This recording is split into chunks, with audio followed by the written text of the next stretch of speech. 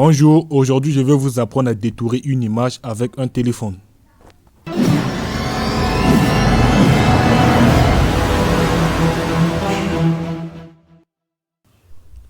Premièrement, vous cherchez l'application Google Play Store.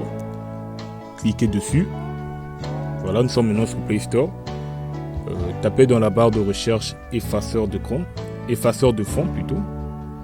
Effaceur de fond. Ensuite, vous tapez dans la barre de recherche. Voilà, Play Store nous affiche une catégorie d'applications. Mais je vous conseillerais de télécharger celle du début, effaceur de fond, Background Eraser. Voilà. Ensuite, vous cliquez sur Installer. Voilà, on va un peu attendre quelques secondes pendant qu'elle se télécharge.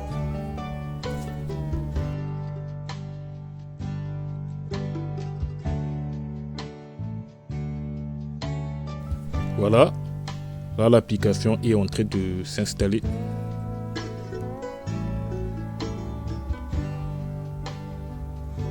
Voilà, on vient de télécharger notre application, on va maintenant l'ouvrir. Alors cliquez sur ouvrir, voilà.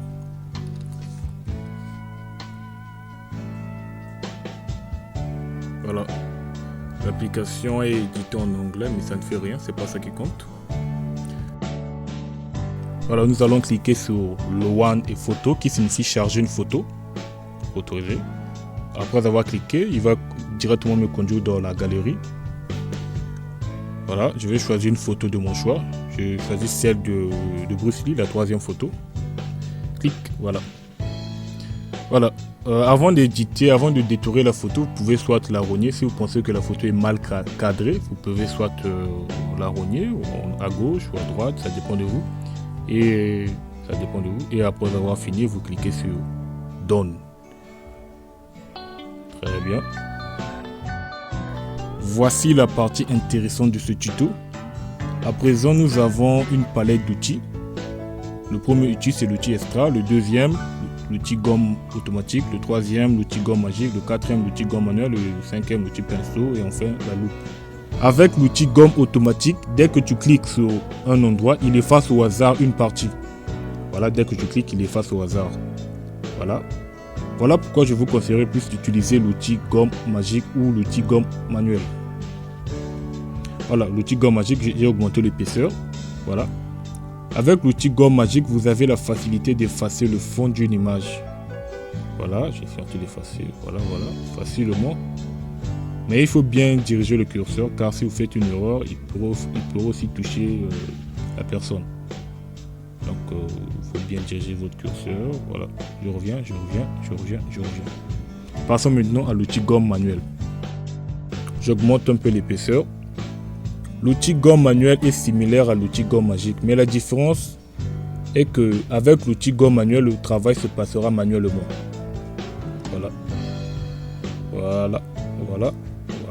Bon, passons maintenant avec, je zoome un peu. L'outil pinceau te permet de restaurer la partie que tu as gommée. Voilà. Si par exemple tu as mal gommé, il suffit juste d'appliquer l'outil pinceau et il va restaurer la partie que tu as gommée. Je prends un exemple, voilà. J'ai fait une erreur.